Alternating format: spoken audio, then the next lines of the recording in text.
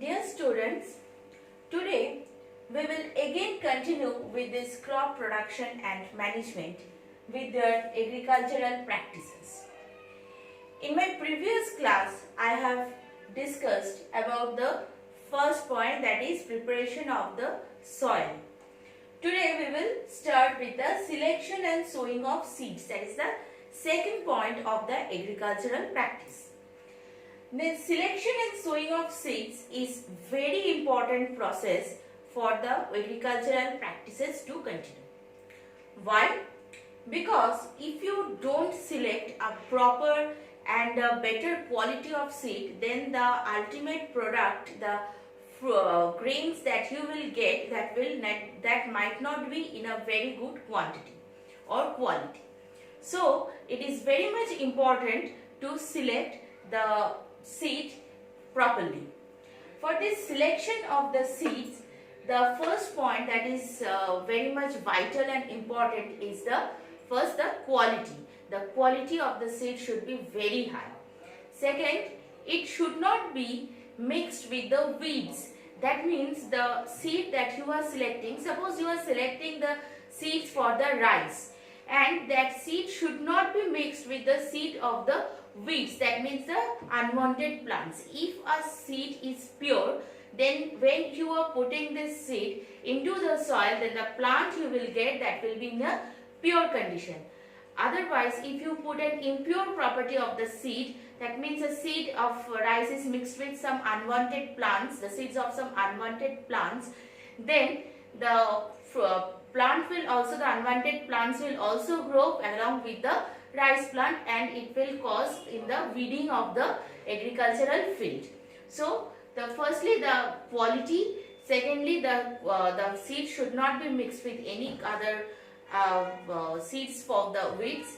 Thirdly, the seed that you are selecting, that should not be attacked by any fungi or any other microbes. That means that seed should be disease free. Why? Because if this is not, then when the plant will grow, then different types of fungal diseases might attack the plant. That's why these qualities should be mentioned, or these qualities should be present in the seeds that you are choosing for the agricultural practices. Next, we are moving on to the sowing of seeds. Once you have selected the seeds, that seeds might be sown into the soil in a proper manner. So, what is sowing? The sowing is the process of spreading the seeds into the soil to germinate. What do you mean by germinate? Germinate means to grow into plants, or to transform the seeds into plants is known as the germination. So, the seeds are sown into the field for transformed into the plants. Next is the methods of sowing. That means this sowing has to be done in a proper method. There are 4 types of methods are used by the farmers for the sowing of the seeds. Number 1 is the broadcasting method. What is that?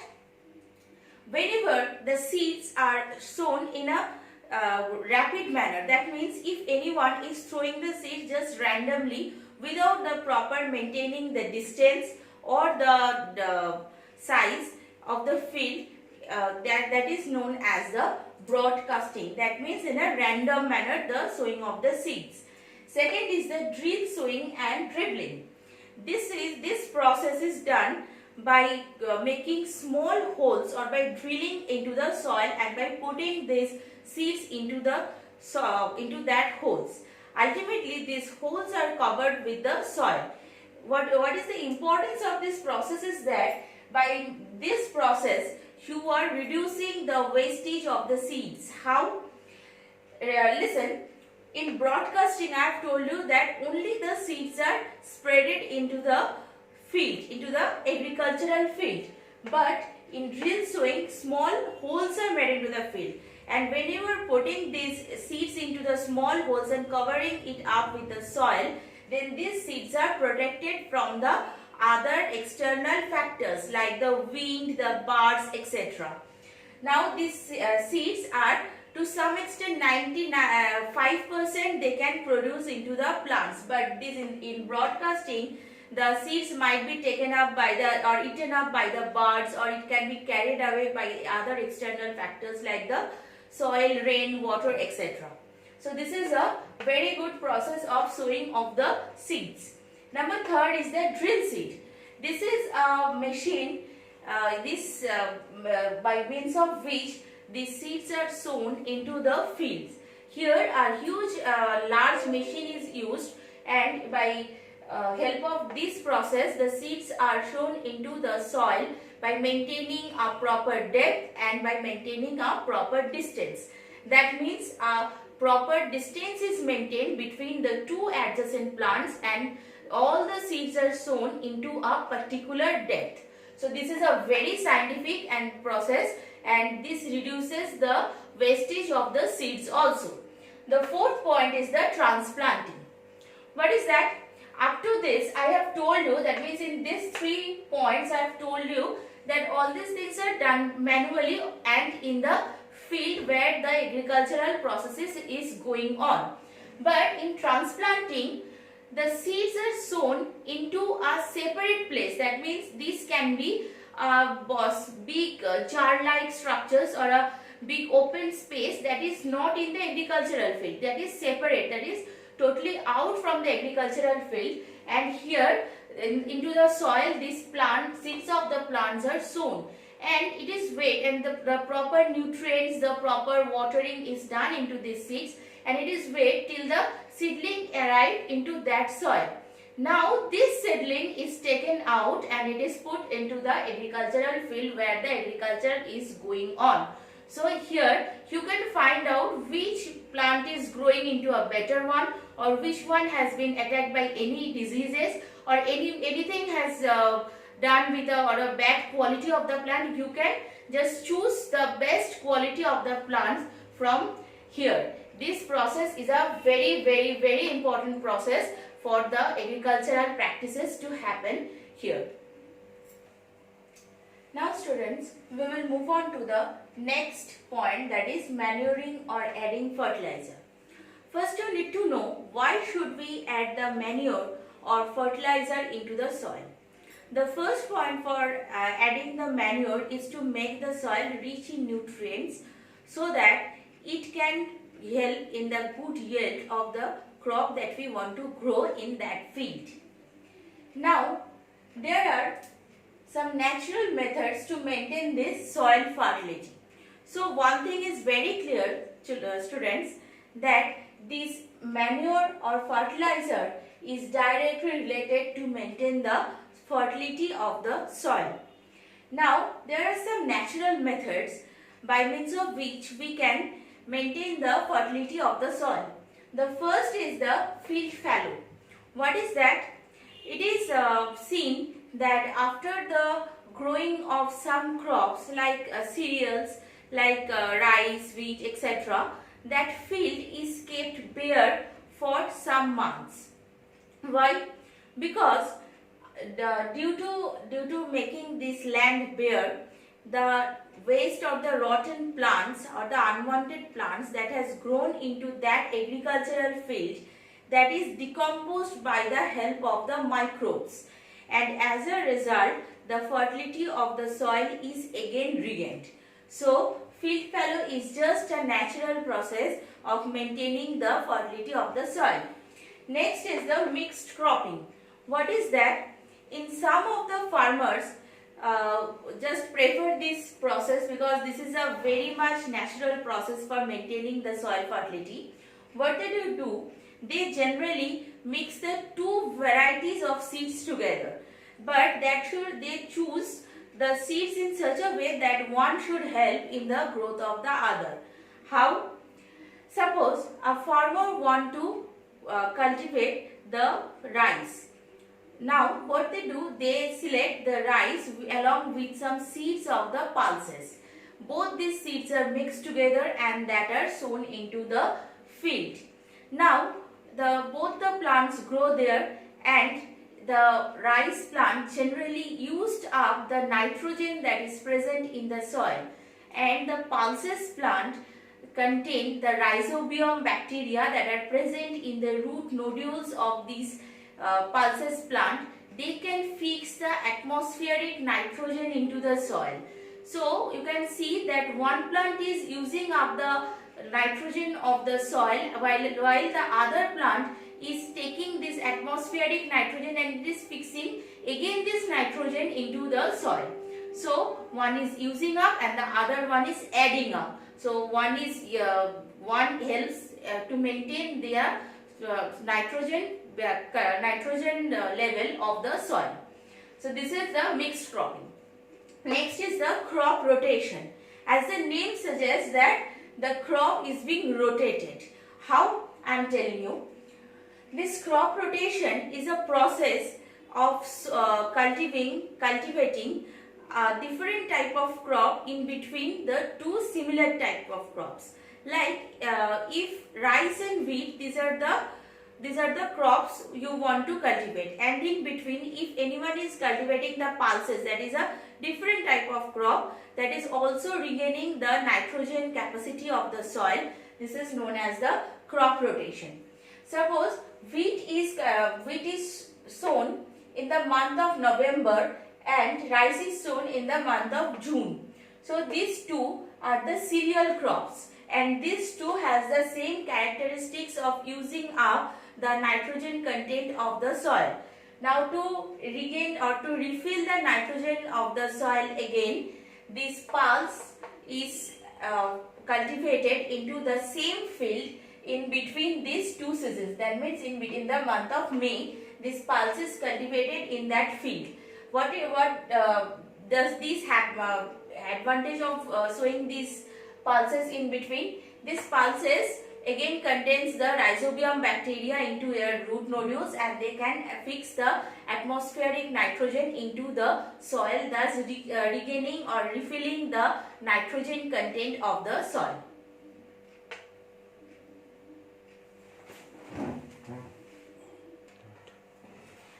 Now students, we will move on to the next point, that is irrigation. Irrigation means the supply of water to the plants that already has been sown into the field. The first is the importance of irrigation. Why? Because you first know why this irrigation is important.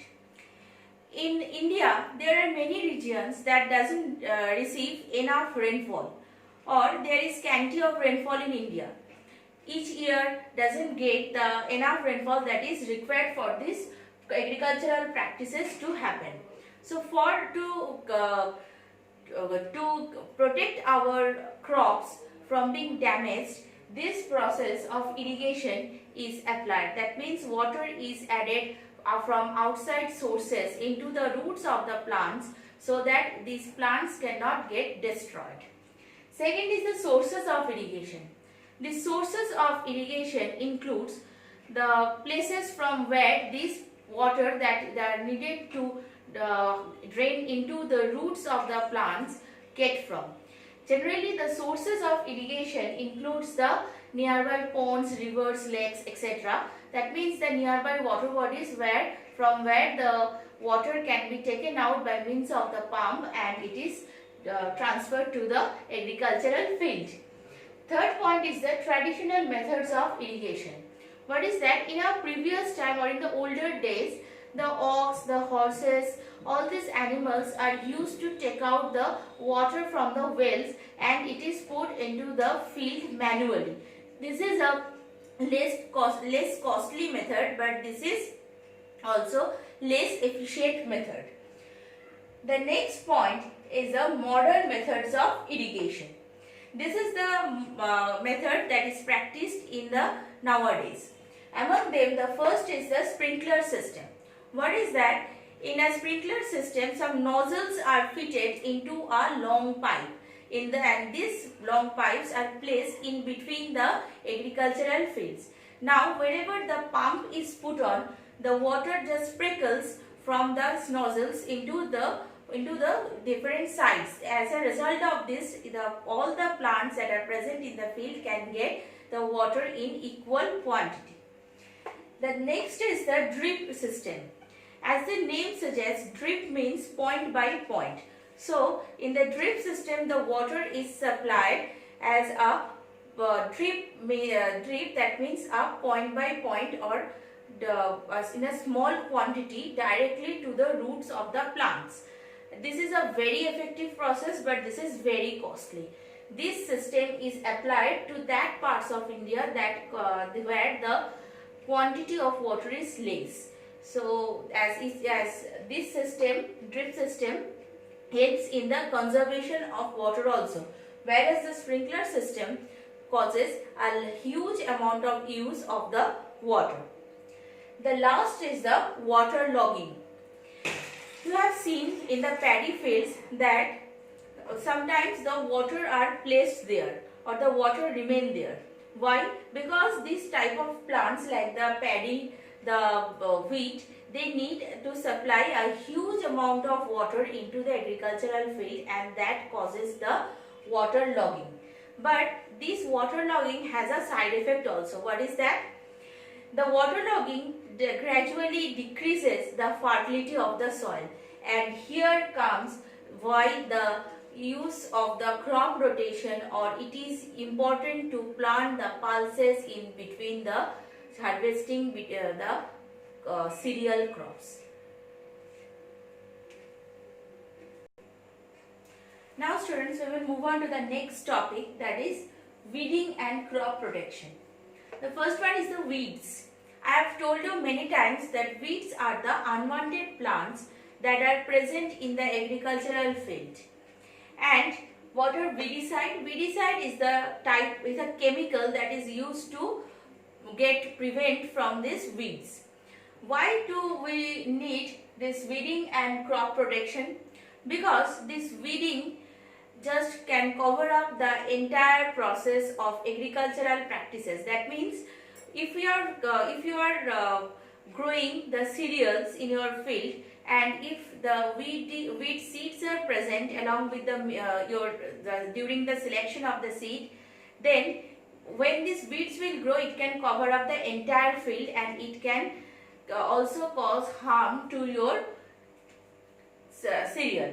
That's why you should always have a very core knowledge regarding this weeding for removing these weeds. The next is the harvesting, threshing and winnowing. Harvesting is the process of cutting the ripened fruits from the field, and by obtaining the grains from the plant that you have taken out from the field. While threshing is the moving of the grains or the movement of the grains from the chaff or from the plants, from the dry plants. When we obtain the grains, that is known as the threshing. And winnowing is the process by means of which the cereals are moved out from the dry plants by means of the wind, that is known as the winnowing. These three processes, I have told you before that these three are very much interrelated process, and you cannot separate these three processes one by one. One is related to the other. The next point is the storage. Now finally you have got your ripening grain and in a huge and bulk quantity. So how could you store this grain? This grain need to be stored. So here the cold storage are used in West Bengal or in India for keeping these cereals like rice, wheat, paddy, and also the potatoes are kept in this cold storage for use for the future purpose. That means when there is not sufficient amount of these cereals or vegetables are present in the market, you can take out these vegetables or cereals from the cold storage and can use for the marketing. For that purpose, the storage is very much important in the agricultural practices. Now students, today up to this. In our next class, we will continue with the rest of the chapter. Thank you.